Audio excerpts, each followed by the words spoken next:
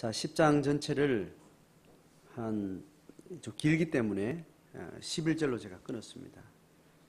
그리고 12절부터 또 다음 주간에 할 텐데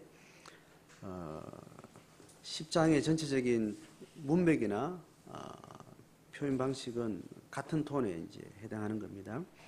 오늘 11절까지 내용은 세 단락으로 나눠져요.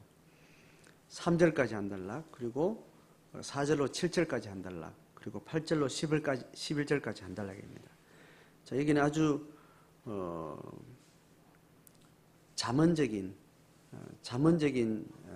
서술로 어떤 논리적인 어떤 내용을 가지지 않고 짤막짤막한 격언적인 언어를 가지고 전체 맥락을 쭉 이어가고 논술적인 표현 방법을 쓰지 않고 그렇게 가기 때문에 전도서가 갑자기 잠언서를 보는 것 같은 착각을 일으키는 논지로 이렇게 되어 있어요. 근데 거기는 굉장히 논리적인 상황이 되어 있고 설명하려고 하는 설명들을 시적인 언어로, 함축적인 언어로 또 그렇게 실례를 계속 들어서 이야기를 하고 있습니다. 자, 3절까지 내용은 시작 자체가 지혜와 우매를 비교해 가지고 양 측면들을 대꾸적으로 설명을 계속 해나가고 있어요. 그래서 지혜와 지혜 없음, 그것을 우매라는 말로 설명을 해요. 그래서 그 지혜와 우매로 두 개를 설명을 하고 나서 4절에서 7절 단락, 8절에서 11절 단락은 그 지혜의 유용성과 지혜 없음의 어떤 결과들을 자세하게 실제 속에서 설명하는 흐름을 가지고 있습니다. 자, 그래서 1절에서 3절까지 내용은 우매함과 지혜를 비교해서 설명합니다. 1절을 보면 하나의 그림을 설명해요. 죽은 파리들이 향기름에 빠져서 이제 악취가 나게 만드는 것 같이, 그래서 이제 실례를 드는 거죠. 딱 그림이 떠오르죠, 그죠? 향기 좋고 굉장히 귀한 향기 나는 고급스러운 이 고대 사회 정황이니까 그 기름의 가치라는 것은 굉장한 이제 거죠. 거기에 파리가 빠져 죽어서 썩는 거예요. 그렇게 해서 악취가 난다라는. 그러니까 죽은 파리와 향기름의 대조가 이게 합쳐졌을 때 죽은 파리가 좋게 되는 게 아니고 죽은 파리는 그냥 거기서 계속 썩어 나가고 그 죽은 파리가 뭘 잡아먹어요? 향기름의 향기를 삼켜버리는 그 이미지를 설명합니다. 아주 극단적인 존재인데 반응은 두 개가 같이 충돌을 교차됐을 때 합쳤을 때 어디로 치우치는가 하면 향기름과 지혜가 망가지는 것으로 그렇게 표현을 합니다. 이 경향만 사실 있는 건 아니죠, 그죠? 이어서 좀 주목하려는 것은 우매가 주는 악영향을 설명하려고 합니다. 반대로 또 설명하자면 지혜가 주는 순기능도 이야기할 수 있죠, 그죠? 죽은 파리의 어떤 이미지 속에 지혜가 발동을 하면 죽은 파리를 해결할 수 있는 그런 이미지도 설명이 사실은 가능한 거죠. 지난주 본문에 있었던 가난한 지혜자는 성의 절망적인 상황을 극복했던 이제 그런 설명했죠, 그죠? 자, 그래서 우매가 지혜를 혹은 존귀함을 망가뜨리는 그 설명을 지금 하고 있습니다. 이 우려를 이야기를 하려고 하는 겁니다, 그죠? 부정적인. 그래서 적은 우매가 지혜와 존귀를 난처하게 만든다. 자, 그렇게 해서 두 번째는 지혜자의 마음은 오른쪽에 있고 우매자의 마음은 왼쪽에 있다. 지혜와 우매함은 상극이라는 거예요. 극과 극에 있어서 서로 상호작용을 하는데 어떤 거냐면 3절의 특징은 우매한 자는 길을 갈 때도 지혜가 부족해서 어떻게 된다는 거예요? 각 사람에게 자기가 우매함을 말로 흘러나온다는 거예요. 우매함은 그냥 가만히 있지 않는다는 거예요. 지혜로움도 마찬가지죠. 지혜로움과 우매함이라는 한 사람의 품성 속에 들어가 존재하는 거지만 그것은 남이 다 알 만큼 실제 상황 속에 그것이 우러져 나오는 거예요. 물에 뭔가를 이렇게 넣으면 그 물에 성분이 녹아져 나오는 것처럼 우매함과 지혜의 성격은 실제 상황에 딱 들어가면 그게 드러나는 거예요. 그러니까 우리가 왜 삶을 나누는가 하면 우리 속에 있는 여러 가지 지적이거나 영적이거나 어떤 내적인 가치나 품성이나 지향성, 이것은 어디서 드러나는가 하면 우리의 말에서 드러나는 것이 아니라 상황에 들어갔을 때 정확하게 드러나는 겁니다.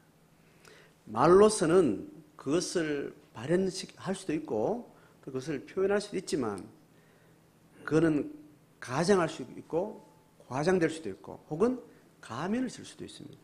언어라는 것은 행동도 사실은 그렇게 가장할 수도 있고 완전히 반대로 가면을 쓸 수도 있어요. 그럼 그것이 언제 그게 정확히 드러나는가 하면 상황에 들어갔을 때, 사건과 사태 상황에 들어갔을 때 긴 시간을 두고 어떤 공간을 점하는 어떤 실제 상황 속에 우리가 들어가면 그 속에 있는 우매함이 우러나오는 겁니다. 그 속에 있는 지혜가 우러져 나온다는 거예요. 자, 그 특징을 이야기합니다.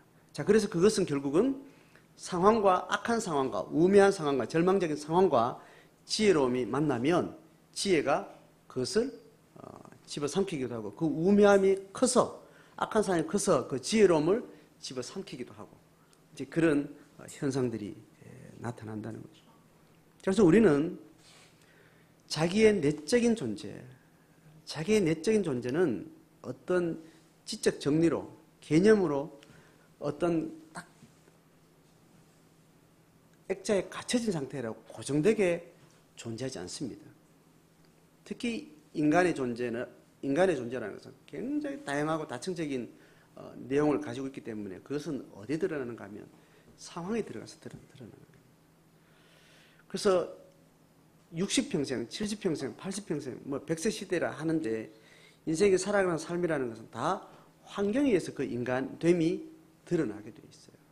그래서 그 환경이라는 것은 100년이라는 물리적인 현상 속에 갇혀 있는 겁니다. 100년이 길다 하지만 바로 옆집에 누구를 보면 비슷한 시대를 살고 비슷한 공간에 비슷한 환경 가운데 사는데도 불구하고 그 삶이라는 것은 전혀 다른 길을 걸어간 것을 우리가 알잖아요. 그죠?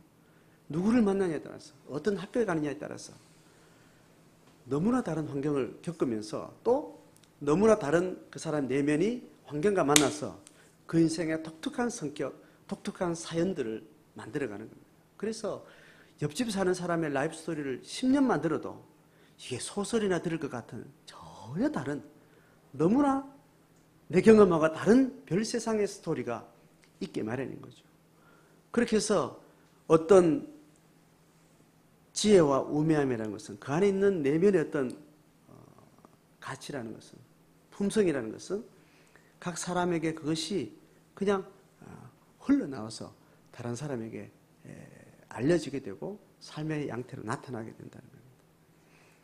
자, 그래서 우리는 가장한다는 것, 숨긴다는 것, 자기를 방어한다는 것, 굉장히 소극적이고 위험한 행위들입니다. 그것은 어느 정도는 윤리적인 문제를 낳기도 하고 어느 정도 깊어지면 병리적인 현상으로 이렇게 단정을 합니다.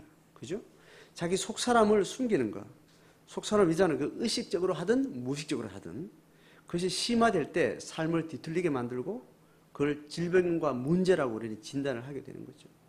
그래서 그것이 얼마나 투명하고 정직하냐에 따라서 그 사람의 성숙 정도가 달라지고 성숙의 속도가 달라지고 삶의 질이 달라지는 겁니다. 자, 그 이야기를 그렇게 먼저 문을 열고 다음 단계로 넘어갑니다. 4절에서 7절까지 내용은 뭘 이야기하려고 하냐면 지혜와 우매함이 한 인간을 통해서 또 삶을 통해서 이런 식의 현상을 나타내는데 특별히 이것이 현상이 뚜렷한 우매함의 악영향이나 지혜로움의 순기능들이 극단적으로 나타나는 경우는 언젠가 하면 주권자가 특히 영향력이 큰 사람이 이 우매함과 지혜로움의 영향력을 크게 드러내는 거죠. 맞죠? 그죠? 혼자 사는 사람의 삶에서 우매함과 지혜로움은 혼자 사건으로 끝이 나요. 그런데 혼자 살아가는 삶이 아니라 많은 관계의 영향력을 다양하게 가지고 있고 다양한 폭을 가지고 다양한 깊이로 가지고 있는 사람의 우매함과 지혜로움은 그 반경이 훨씬 크다고 깊다는 거죠. 그 이야기를 설명하려고 하는 거예요. 자, 주권자가 있습니다. 4절 보면 주권자가 너에게 분을 일으키려거든 너는 너의 자리를 떠나지 말라. 공손함이 큰 허물을 용서받게 되느니라. 요 구절을 딱 떼면 거죠. 이 구절 떼가지고 여러분 딱 주면, 자, 이게 시편에 있는 본문이냐, 전도서에 있는 본문이냐, 잠언서에 있는 본문이냐 이렇게 생각하면 그냥 일반적인 시편의 문법 표현들, 표현 양식들, 잠언서의 방식, 전도서의 방식 이렇게 보면 이거는 잠언서에서나 볼 법한 속담과 격언 같은 그런 표현입니다. 그래서 이것만 딱 보면 이게 뭘 말하는 것 같아요? 처세에 대한 이야기를 하는 것 같지 않아요? 그죠? 이것만 딱 보면. 처세에 대한 이야기로 또 해석할 수 있지만 성경 해석은 문맥 속에서 더 명확하고 또 무게중심을 더 많이 가지는 겁니다. 이거는 주권자가 있어서 주권자가 한 사람을 용서할 수도 있고 벌할 수도 있는 자체가 있다는 거예요. 그런데 용서함과 벌함의 기준이 뭔가 하면 그 피고자의 객관적인 행위에 있어가 아니라는 거예요. 맞죠, 지금? 분이 일어났어요. 분이 일어나는 이유는 뭔지 모르겠어요. 분이 일어나는 것은 어쨌든 주권자의 시각에 걸려들었는데, 아주 부정적으로 걸려들었는데, 그것을 용서받는 계기를 설명하는 데서 그것이 뭐예요? 정확한 시비를 가린 거예요? 그 의도를 확인한 거예요? 증인을 통해서 어떤 그것을 확인한 거 아니잖아요. 그냥 분이 일어났는데 그 분의 계기도 객관적 타당성인지는 모르겠고 분을 종결시키고 용서해주는 상황도 뭐예요? 그 자리를 떠났냐 안 떠났냐예요. 이 말 무슨 말이에요? 주권자를 기분 나쁘게 했느냐 안 했느냐에 따라서 용서를 한다는 거예요. 그 이야기를 하려고 하는 겁니다. 맞죠? 주권자는 이렇게 절대적이고 자기중심적인 힘을 가진 사람이에요. 자, 이 사람이, 이 주권자가 어떠냐 하면 5절의 이야기 이렇게 설명해놓고 5절을 같이 읽습니다. 시작. 내가 해 아래서 한 가지 재난을 보았노니 곧 주권자에게서 나오는 허물이라. 이렇게 절대적인 힘을 가진 사람이 어떤 객관성도 없고 합리성도 없는 그런 결정을 하고 그 상황을 만들어가는 그 절대자가 있을 때 그게 재앙이 될 수 있다는 거예요. 절대자의 뭐를 이야기해 오늘? 절대자에게서 나오는 뭐요? 허물. 허물은 우매과 절대자의 지혜가 아닌 절대자가 우매할 경우에 절대자가 지혜 없을 때에 생기는 악영향을 이야기하는 거예요. 그 허물이 허물로서 끝나요. 개인의 윤리적 문제, 개인의 지도력의 문제 그 자체로 끝나지 않고 그것이 일파만파 아주 지대한 영향을 끼친다는 거예요. 그것이 결국 뭐라고요? 해 아래에 있는 한 가지 재앙이라고 얘기해요. 엄청난 악영향이 많은 다수에게까지 끼칠 수 있다는 걸 이야기하는 거예요. 자, 그 신뢰가 뭔지를 이제 6절, 7절 이야기하는 겁니다. 뭐 내용은 아주 이렇게 단순하네요. 6절 같이 읽습니다. 시작. 우매한 자가 크게 높은 지위를 얻고 부자들이 낮은 지위에 앉는도다. 이건 일반적 상식적 선에서, 그죠? 권선징악과 같은 상식적인 선에서 어떤 상황들이 바뀌어져 버리는 거예요. 혼란 지경에 빠지는 거예요. 같은 이야기를 7절에 이야기합니다. 같이 시작. 또 내가 보았노니 종들은 말을 타고 고관들은 종들처럼 땅에 걸어다닌다. 이런 어떤 합리성도 없고 타당성도 없는 그런 일들을 막 만들어버린다는 거예요. 지혜 없는 주권자일 경우에. 그래서 우리가 지혜를 가지고 있는 사람이든 우매함의 수준에 있든 그게 삶을 통해서 우러나오게 되는데, 그 삶의 영향력의 반경이 짧은 사람은 자기 생애의 어떤 사건으로 끝이 나요. 그런데 그 영향력이 크게 가지고 있는 사람의 우매함과 지혜로움이라는 것은 많은 타자들에 대해서 선한 영향을 끼치고 혹은 악영향을 크게 끼친다는 거예요. 그래서 이런 상황으로 들어갈수록 지혜로움의 중요성은 더 심각해지고 더 커진다는 거예요. 보통 우리는 내가 의도하든 안 하든 영향이 있는 자리에 이렇게 서게 돼요. 인생 흐름 자체가 그렇잖아요. 어릴 때 성장 과정에는 영향을 주는 자리에 있어요? 받는 자리에 있어요? 영향을 주로 받는 자리에 있죠. 악영향이든 선악영향이든 받는 자리에 있습니다. 그럴 때는 내 운명이 내 안에서 결정되지 않고 밖에서 결정되는 게 많죠. 그죠? 나이가 들수록 독립을 하게 됩니다. 스스로 자기 삶을 자기 스스로 책임지고 자기 존재의 모든 결과를 자기 스스로 감당해야 될 그 나이가 되어서 그렇게 독립을 하게 되죠. 자존을 하게 됩니다. 독존하게 되죠. 그런데 그것이 사회적 관계로 이렇게 이어집니다. 가족 안에서든지 직장에서든지 사회적 많은 관계 안에서 관계를 맺게 되는데 점점 책임을 지게 되고 중요한 결정을 하게 되고 다른 사람에게 영향을 줘야 되는 자리에 자기가 원하지 않았는데도 가는 경향성이 있는 거죠. 개인의 욕망에 따라, 개인의 능력에 따라서, 상황에 따라서 그 영향력은 크기는 다양하게 달라지는데, 문제는 우리가 주권자의 자리에 들었을 때, 영향이 있는 자리에 들었을 때 크든 적든 나의 우매함이 그 상황을 아주 재앙으로 만들어버린다. 이거는 당연한 이야기죠. 사회적으로 가지 않아도 생물학적으로 인륜적으로 가장 기본적인 존재 방식인 가정과 가족이라는 어떤 작은 공동체는 다 안고 살기 마련인데, 나이가 들수록 부모가 되는 거죠. 또 부모도 나이가 들수록 집안과 가문에 또 영향력을 많이 갖게 되는 많은 자녀 세대들을 또 거느리게 되고, 또 부모님이 또 나를 영향을 주다가 연로하시면 또 내 영향력 아래 들어가게 됩니다. 성품적으로도 내 영향력 아래 들어가고 사회적으로, 영적으로 또 경제적으로 내 영향력 아래 들어가게 되는 거죠. 이제 그런 경향이 개인 인생사에서 그렇게 있는데, 지혜라는 것은 그것을 통해서 다른 사람에게 재앙을 주는 그런 일을 하게 되는 거죠. 그래서 결혼을 했기 때문에 내 삶의 재앙이 더 커진 경우가 있죠. 결혼은 꿈을 가지고 시작하고, 가정은 희망을 가지고 삶의 새로운 동력이 돼서 가정을 이루고 결혼을 하고 자녀를 낳고 그렇게 살아가는데, 내 안에 있는 삶의 힘이 우매함으로 지배를 받고 있는지, 지혜로움을 계속해서 내 안에서 계속 키워가고 있는지, 거기에 따라서 내가 결혼하지 않았으면 오히려 이 악한 상황을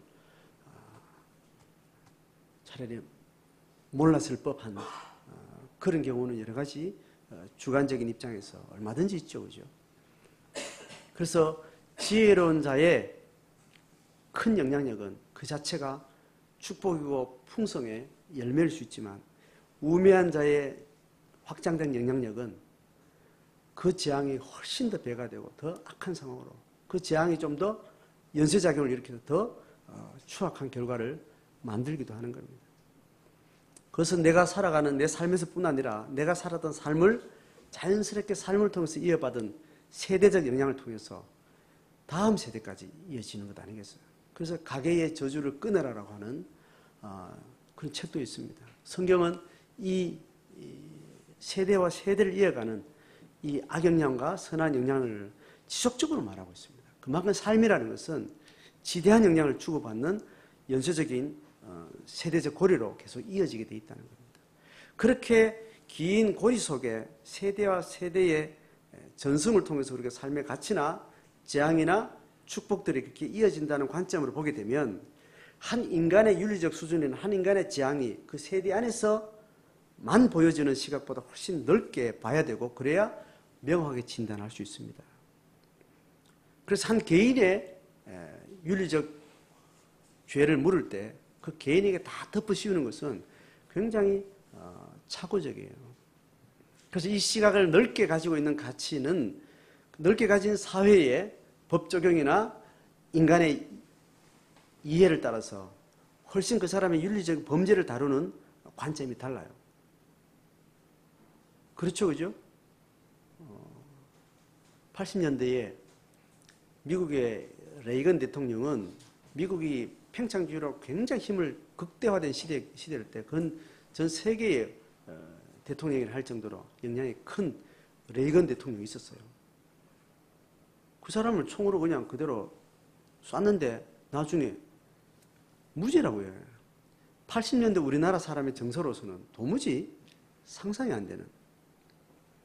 그때 저도 어떻게 이런 일들이 있을 수 있나. 뭐 그 사람이 정신병 이렇게 말해도 그게 상식적으로 이해가 안 되는.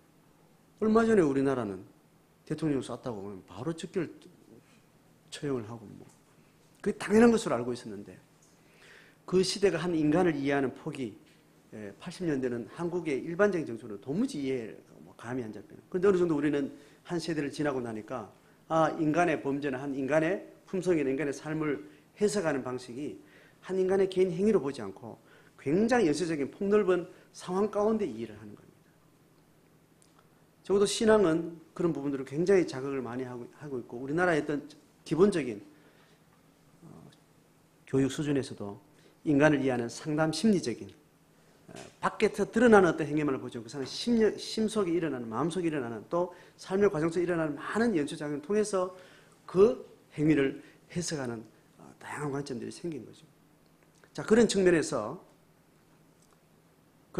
오늘 우리가 사회적으로 어떤 영향을 가지고 있다고 했을 때 그 영향력은 많은 영향을 받아온 상태고 또 내 영향력은 또 많은 시간 동안, 많은 오랜 시간 동안 우려내서 긴 시간 동안 반영이 있다는 것을 생각할 때 나의 우매함이 나로서 끝나지 않는다는 거예요.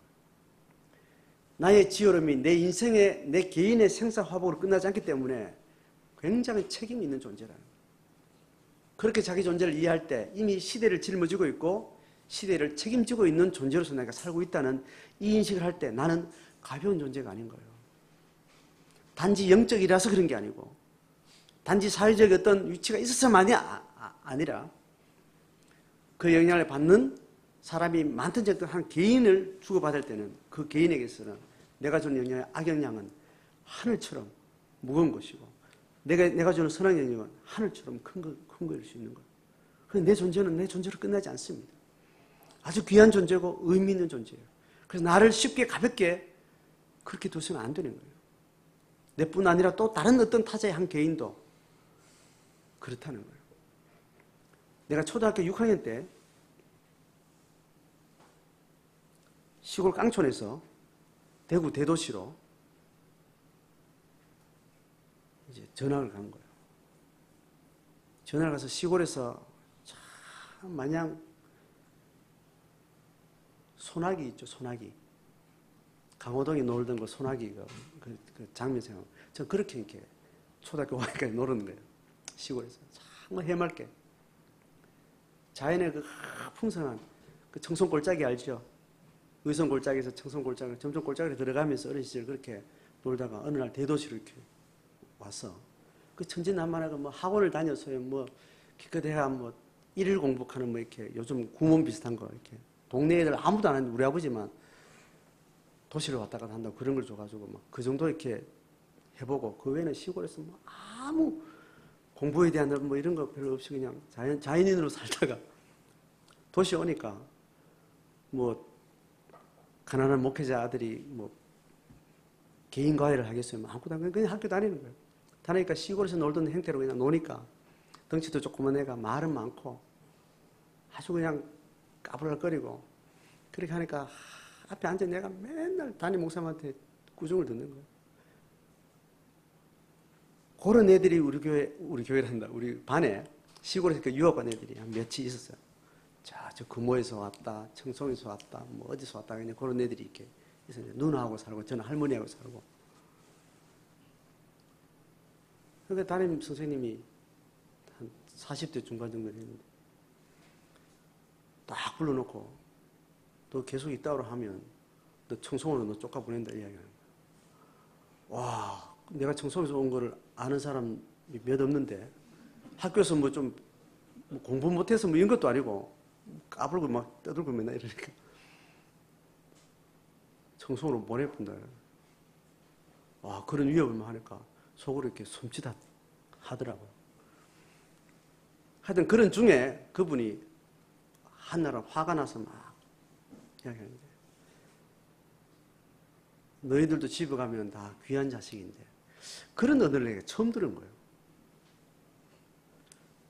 그 보통 한 초등학교 때 친구들을 인식할 때 그 친구의 존재감이 집에서 어떤 존재를 가지고 이런 식의 사고를 전혀 한 적이 없어요.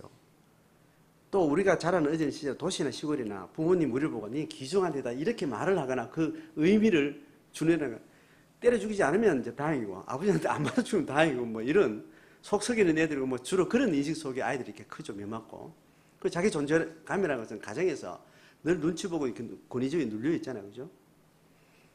그래 있는데 자기 존재감은 주로 이제 또래 문화들 속에서 주먹질 잘하고 뭐 힘 좋고 인기 좋고 뭐 돈이 많아서 뭐 이렇게 이런 거기에 따라서 이렇게 인기도에 따라서 자기 존재감을 이렇게 느끼고 이렇게 하는데 다 집에 가면 너희들 다 귀한 자식이고 뭐 이런 이야기를 이렇게 하더라고요. 그것도 굉장히 긴 시간 동안 내가 보면 굉장히 충격적인 이야기를 들어요. 그 이후로 그런 식의 이야기를 고등학교 때까지 선생님이나 뭐 이런 이렇게 의미 있는 사람들에게 들어본 적이 없어요.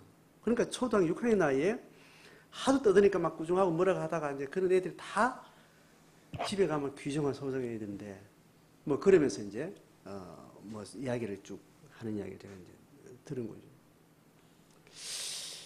그런 의미들을 가지고 자기 삶을 생각하고 자기 삶의 가치를 기억하도록 그렇게 우리는 그 사람의 어린 시절부터 자기 존재의 의미를 그렇게 가르치고 하는 이런 시대가 아니에요. 지금 우리나라는. 부모의 존재도 자체가 소중한 게 아니고 니한테 얼마나 영향력을 줄 수 있는 사회적 위치냐 권력과 돈을 가지고 있느냐 그거에 따라서 부모 의미를 생각하고 그하고 연대해서 자기 의미를 생각하는 거예요. 그거 없으면 유일하게 관계 속에서 있지 않은 자기만의 어떤 힘이라는 건 뭐예요? 성적인 거예요. 재능인 거예요. 혹은 얼굴 좋은 뭐 인물 이런 것들이죠. 이런 것들로 그의 존재를 계속해서 각인시키는 이런 악한 시대를 우리는 살고 있습니다. 그렇게 할수록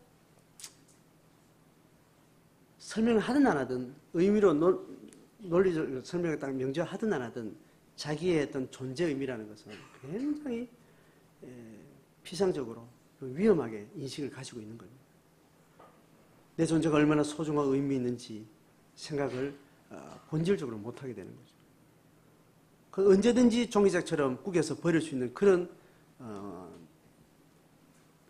위험한 위치에 항상 있다는 거예요. 네가 잘하느냐 못하느냐에 따라서 그것이 내 안에서 나오는 잘함일 수도 있고 누구의 부모의 혹은 어떤 영향에 의해서 내가 그걸 가지지 못하면 그럴 수 있다는 아주 위태로운 자기 존재감을 가지고 있는 거예요. 그래서 그것을 붙들고 있다가 그것을 결국 더 이상 내가 가지고 못 간다 생각하면 자기를 포기하는 거예요. 생명을 끊거나 자기를 망가뜨리는 삶을 사는 겁니다. 자기를 망가뜨리면 당연히 다른 사람을 망가뜨릴 수밖에 없는 삶을 살 수밖에 없잖아요. 그죠?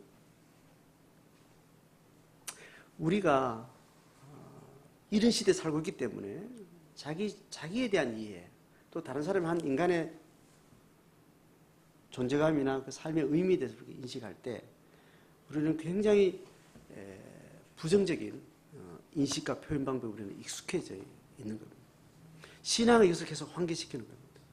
우리는 주권자에게서 나는 허물이나 지혜로 인해서 많은 사람에게 오랫동안 나를 우려내는 존재로 살다 간다. 그러니 나를 어떻게 다루는 것을 조심해야 되고, 한 인간의 존재라는 그렇게 굉장히 한 인간의 어떤 존재로서 끝이 나는 존재가 아니라는 어떤 그런 시각으로 존재를 바라보고 한 사건을 바라보고 길고 깊게 인식하고 통찰하는 훈련들이 필요합니다.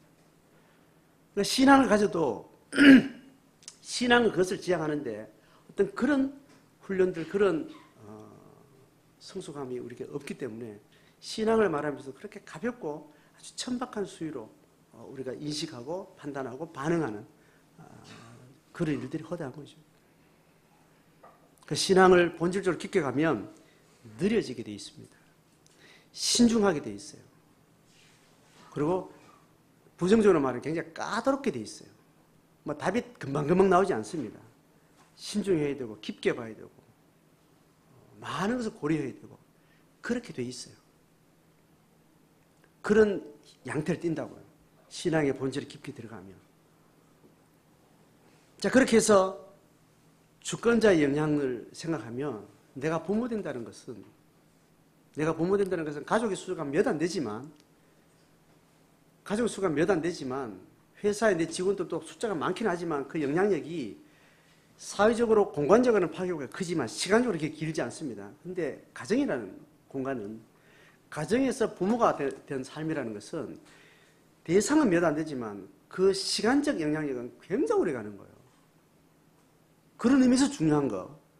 사회적인 영향력이라는 것은 공간적으로는 굉장히 한순간에 짧은 시간에 파급효과가 크고 그렇지만 시간적으로 그렇게 길지 않는 그런 특징이 있죠. 그래서 누구도 피해갈 수 없는 것은 가정이라는 공간이에요.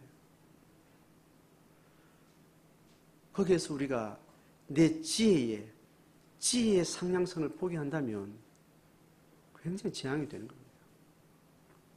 여러분, 젊은 날에는, 청년에는 우매함이 용인이 되는 시대예요. 또 작년 때는 우매함이 다른 걸로 대치가 가능한데요. 뭐로 가능해요? 우격다짐으로, 계급장으로, 힘으로, 돈으로 그 우매함을 감출 수도 있고 위장할 수 있어요. 그런데 그 우매함은 언제 바닥이 나요? 노년에 들어가면 돈도 없고 건강도 없고 그 사람에게 나오는 겁니다. 그게 뭔지 알아요? 노년에 당하는 질병 중에 치매라는 질병은 그 사람과 속사람의 모든 경계선을 완전히 와해시키는 그런 질병이에요. 한국 사회의 치매가 이렇게 악영향인 이유는 뭐냐면 사회학자들이 판단하는 관점이에요. 한국 사회가 겪는 노년의 병 중에 치매라는 것이 이렇게 혹독하고 고통을 주는 이유는 뭐냐면 그동안 평생 속 사람과 그 사람의 경계를 철저하게 바르게 뒤치고 가면을 쓰고 위장하고 그렇게 살았던 삶이 이 사회 전체를 덮는 분위기예요. 그렇게 살다가 이게 무너지는 거예요. 무너지니까 속에 있는 분노나 이런 것들, 감정이 어릴 때 같은 기억력의 무식이 있던 모든 것들이 치매의 병을 앓는 동안 본물 터지듯이 나오는 거예요. 그것을 당하는 가족들이 얼마나 고통스러워요. 그죠? 제 자연이 있는데, 그죠? 제 누나의 남편이에요. 누나의 남편인데, 그 부모님이 6.25 동란 이후에 고아원을 했습니다. 고아원 사업에서 그 당시에 기독교인의 신앙의 어떤 고백을 가지고 고아원 사업을 했으면 영적으로 굉장히 수익이 높은 거죠. 목회자 이상의 거룩한 삶을 살 평생 목회자를 하늘 받들지 받들고 정말 교회를 중심에 두고 기도 충성하며 살았던 그런 삶이에요. 그러니까 그것을 정말 성품과 삶과 기도로 도왔던 아내는 영적으로 대단히 깊이 있는 사람이에요. 그래서 얼마 전에 돌아가셨는데 그분이 치매가 걸렸는데 제가 그분의 치매를 쭉 들으면서 착한 치매란 말 있죠, 그죠? 착한 치매 중에 이 사람은 착한 치매가 거룩한 홀리한 치매더라고요. 평생을 새벽 기도를 한 사람이에요. 평생을 내 아들을 키우면서 정말 성품적으로 아버지가 그렇게 고아원 사업을 하고 그렇게 신앙으로 장로로서 좋은 교육 영향을 끼쳤지만 성품은 지랄 같아가지고 가부장적이어서 집에서 성질대로 하고 예술 감각이 있어가지고 예술 감각이 있는 사람은 남자들이 감정 기복이 있잖아요. 그거를 집에서 다 깡을 부린 거예요. 그거를 다 받으면서 어머니가 기도하면서 살아온 거니까 내 자녀들이 아버지를 굉장히 미워하는 거예요. 사회적으로 많은 종치를 하면서 자기 자식들을 소중하게 안 키우고 고아원에 한 1년을 키웠어요. 그러니까 아버지한테 특별히 사랑받은 품성이 없는데 집에서 이게 성질나면 어머니를 공격하고 이런 것들로 인해서 아버지한테 상처가 많은 거예요. 그걸 다 떠받들고 자녀한테 상처를 주지 않은 엄마에 대한 연민이 있는 겁니다. 그렇게 살아왔으니 이 사람의 속사람과 그 사람은 평생 신앙으로 굉장히 항상 이게 조율돼서 그 품성을 가지고 그 삶을 감당해온 사람이에요. 이 사람이 치매가 걸리니까 정말 살았을 때하고 아들이 왔냐 동생이냐 둘째 이름 잘 모르는 이 단기 기억이 있죠. 기억을 잘 잃어버리는 것 외에는 품성의 어떤 폭력적인 것들이 어두운 것들이 이런 것들이 나오는 건 전혀 없는 거예요. 똑같이 기도하고 똑같이 너 사랑한다. 고맙대. 난 괜찮다. 조용하게 지내다가 조용히 산책하면 산책하고. 자식들을 알아보는 어떤 그 기억력이 좀 불편해서 힘든 것 외에는 전혀 없더라고요. 자, 우리가 이렇게 노년이 되면 내 속에 우매함과 지혜 나오면 결국 마지막까지 다 진을 짜면서 우려내요. 그래서 심지어 어떠냐면 이 역기능적인 성품들을 많이 드러내는 경향이 있는 이런 노년을 책임져야 하는 또 신세대, 너무 사회가 바뀌고 가치관이 바뀌어진 세대의 자녀들이 살아가는 삶에서 너무 충돌이 어려운 거죠. 그러면서 그 사람들이 질병을 오랫동안 겪고 노년에 들어간 부모의 기질을 오랫동안 맞닥뜨려야 되는 그런 자녀들은 젊었을 때 소중하게 가지고 있는 효의 마음이나 부모에 대한 좋은 마음들이 점점 이렇게 거덜나는 거잖아요. 이런 현상들이 있는 거예요. 저는 부모사 때 아버님이 65세에 은퇴를 앞두고 사고로 돌아가셨어요. 아버지는 돌아가시기 전까지 목회를 하시고 항상 성직에 집중하고 있었고 우리 자녀들이 기술적으로 만난 적이 저는 일찍부터 나와 있었기 때문에 아버지에 대한 상이 그냥 좋은 것으로 아름답게 남아있어요.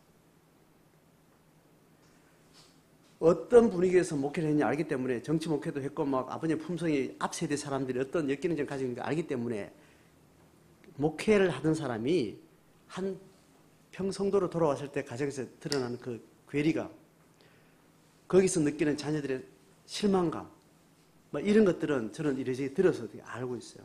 저도 예측을 했죠. 아버지가 저렇게 살았지만 늘 부부싸움을 하면서 살아왔고 성질도 있고 뭐 우리 젊은 사람들에게 이렇게 이해도가 다르고 뭐 그렇게 했지만 순전한 마음으로 목회를 잘 성실히 가정을 꾸려오고 책임있게 살아온 분인데 이제 일반인이 되어서 결국은 아내와 계속해서 부딪히면서 살 거고 자녀들 앞에서 이제 그런 인간적인 모습을 다 보면서 살 때 그건 내가 감안해야 된다. 뭐 이렇게 생각을 했지만 은퇴하기 전에 그냥 사고사로 돌아가셨어요. 그때 저는 아버님의 신앙의 대를 이어가는 또 다른 어떤 사명자로서 아버님의 죽음은 참 복되게 죽으셨다. 이제 그런 위로 아닌 위로를 저 나름대로 해석을 하면서 그냥 감사하다고 한 적이 있습니다. 긴 시간 지나고 보니까 어머님 홀로 계신 어머님을 쭉 병 때문에 어머님 기질 때문에 쭉 사는 그 어머님의 여러 가지 인간적인 마음도 쭉 가져오는데 결국 혼자 개인 경력을 통해 살아오셨는데 그렇게 해서 부딪히는 동안 그 남편이 온전하지고 다 받아주는 남편도 아니고 성품이 좋은 남편도 아니고 그 기질이 비슷한 남편을 살아오면서 또 얼마나 추한 모습을 보이며 살아왔을까 생각하니까 혼자 남은 것이 참 힘들었지만 그 인생 전체를 봤을 때는 훨씬 그 존귀함이 계속 잘 유지가 되는 면이 있다라고 저는 생각을 하게 되더라고요. 제가 뭘 이야기를 하려고 하는가 하면 이렇게 우리 속에 있는 우매함이 계속 드러나는 것들은 좋은 일이 아니라는 거예요. 그 복이 아니라는 거예요. 오래 사는 것 자체가 절대 복이 아닌 시대예요. 이 해석을 우리 잘 하셔야 됩니다. 굵고 짧게 산다는 것이 의미 있을 수 있는 거예요. 그 사람의 장수 자체가 그 사람의 복이 아니라니까요. 그거로 끝이 나는 게 아니고 장수를 통해서 그 사람은 또 그 삶의 의미가 다시 딴 데 전이를 한다고요. 전이 된 그 사람에게는 인생 전체를 두고 치명적인 고통과 재앙일 수 있을 만큼 악영향은 크고 축복도 크다는 거예요. 그렇다면 우리는 인생의 길을 우리가 결정할 수 있나요? 없습니다. 그런데 짧은 경량이에요? 긴 경량이에요? 지금? 길어가는 경량이에요. 그럼 우리 삶의 내면에 우러날 수 있는 시기는 점점 길어지고 있어요. 그렇다면 우리는 내 존재를 어떻게 관리해야 되느냐 할 때는 돈으로 노후를 준비하는 게 아닌 거예요. 사회적 영향력의 그 기억력으로 내 삶을 살아가는 게 아닌 거예요. 오롯이 내 안에 있는 내 안의 품성과 내 영성과 내 내면에 의해서 살아가게 되는 그 긴 날이 있을 텐데 지혜를 모아가는 일에 우리가 인생을 집중하셔야 돼요. 돈을 많이 모을수록 죽고 난 다음에 장례를 치르고 난 자녀들이 유산이 많을수록 자녀들 속에 엄청난 갈등과 싸움들이 일어나고 그건 허다해 봅니다. 여러분들은 많이 대하지 않죠. 저는 많은 죽음 이후에 장례를 치르고 난 뒤에 자녀들이 장례 결과 이후에 관계나 돈 문제나 이런 현실적 문제들을 다양하게 계속 저는 축적되게 보고 있잖아요. 신앙이 있는 거하고 상관없어요. 신앙 좋은 사람이 3명 중에 한 사람이 있는데 그 중에 최고 덜 떨어진 인간 수준으로 거기 가더라고요. 문화가. 믿는 사람이 있고 불신자가 있으면 돈 문제가 생겼죠. 갈등 문제가 생기면 그 싸움판은 믿는 사람 수준으로 안 가고 안 믿는 사람 수준으로 개판이 되더라고요. 이런 데이터를 쭉 보면 우리가 돈을 준비하는 건 아니고 자식 교육을 잘 시키는 게 아닌 거예요. 오롯이 내가 가지고 있는 품성으로 나의 내면으로서 그건 그대로 우러나는 거지. 자식 잘 키웠고 자식 돈 많아서 내 삶에 대해서 대치가 전혀 되지 않습니다. 그건 어디까지 가느냐 하면 손자 때까지 갑니다. 살아서 의식이 있는 수준까지 보기 때문에 적어도 손자 때 길게 살면 증손자까지 보는 거죠. 그러니 내 생애에 사회적 지위와 주권자의 영향력이라는 것은 노년에 가장 길고 깊게 우리는 드러나게 되어 있습니다. 그럼 우리는 지혜에 얼마나 무게를 가지고 하나님 앞에 정직한 자기 내면을 만들어가는 일들. 그것이 너무 중요한 일들. 자, 그렇게 해서 8절 이후의 내용은 뭐냐 하면 이런 거예요. 지혜 없으면 어떠냐 하면 지금 몇 가지 내를 반복해서 말합니다. 함정 파는 자가 나오죠. 담을 흐는 자가 나오는 거예요. 그 다음에 뭐가 나와요? 9절에 돌을 떠내는 자가 있어요. 그리고 나무 쪼개는 자. 이게 다 뭐냐면 어떤 목적을 가지고 의욕적으로 어떤 의미 있는 일을 시작하는 거예요. 했는데 함정을 파서 목적이 뭐예요? 적군을 가두거나 짐승을 잡는 일을 함정을 파는데 누가 지가 빠지는 거예요. 담을 흘어서 담을 새로 짓는 거나 담을 흘어서 뭐 땅을 넓힌다거나 집을 하는데 그 작업을 하다가 담에 뭐가 있어요? 옛날엔 돌담이니까 뱀한테 물려가지고 재앙을 당하는 거예요.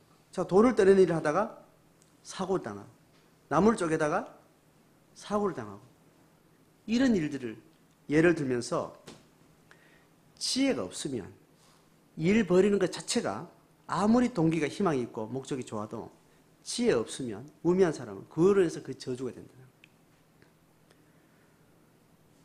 그래서 오래 살지 않은 게 더 나을 수도 있다는 상황이 이런 거예요. 차라리 기업을 시작하지 않은 일이 더 나을 수도 있다는 거예요. 돈을 투자했었던 사업을 시작하지 않은 게 더 돈 버는 것일 수도 있다는 것이 이런 이해가 되는 거죠. 그래서 철 연장에 무뎌졌는데 나를 갈지 않으면 그게 더 고생이 돼요. 그래서 지혜는 어떤 일을 시작한 일에 그것을 완수해내고 성공하고 의미의 결과를 얻는데 지혜는 절대적이다. 마지막 예를 아주 치명적으로 듭니다. 주술을 베풀기 전에 뱀에 물렸으면 술객은 소용이 없다. 목회를 끝나기 전에 목회자가 목회하는 중에 사단에게 뱀을 물리면 영혼을 망치고 만다는. 부목사 때 제가 이 설교를 이렇게 풀어주는데 누구나 다 여러분 주술을 베푼다는 뱀으로 주술을 베푼다는 것은 뭐 우리가 이해가 잘 없는데 그거 있죠. 피리 불면 뭐 이렇게 뱀이 막 독사가 막 이렇게 하잖아요. 제주를 부리고 뭐 돈 벌고 그렇게 하죠. 그래 불에 돈을 벌고 하는데 불다가 독사 가지고 그냥 톡 그냥 물어 그냥 사고를 당한 거예요. 아무 소용이 없는 그런 일들이. 지혜는 시와 때를 따라서 자기가 말해야 될 때, 행동해야 될 때 그 시기를 잘 분별하는 것. 이것이 성령을 통해서 우리에게 끊임없이 공급되는데 그러므로 성도는 지혜라, 성도의 지혜라는 것은 결국 성령과 하나님과 연합된 능력을 말하는데 교회와 제자는 결국 성령의 목숨을 성령으로 되는 일 아니면 어떤 것도 할 수 없고 하지 않아야 되는 것. 어떤 일을 시작했다면 철저하게 성령의 원리 속에 말씀의 원리 속에 들어가는 것. 그것이 지혜라고 이야기를 하고 있습니다. 자, 오늘 지혜가 주는 여러 가지 영향력에 대해서 이야기했고 지혜 없음이 어떤 삶에 좋은 것도 망가뜨리고 저주가 될 수 있다는 그런 의미에서 우리의 생에 영적 지혜를 끊임없이 갈고 닦는 일들은 돈을 들여서 시간을 들여서 어떤 대가를 지불해도 아깝지 않은 아주 중요한 가치. 이것을 위해서 직장을 그만두기도 하고 직장을 쉬기도 하고 공부를 그만두기도 하고 인생에서 정말 중요한 것을 포기해서라도 이 일들에 집중하는 이것이 제자와 교회가 선택하는 우선순위입니다. 그런 우선순위를 따라서 우리 인생 전체에 지혜가 우리의 삶을 복되게 하는 그런 은혜가 있기를 주의 이름으로 축복합니다.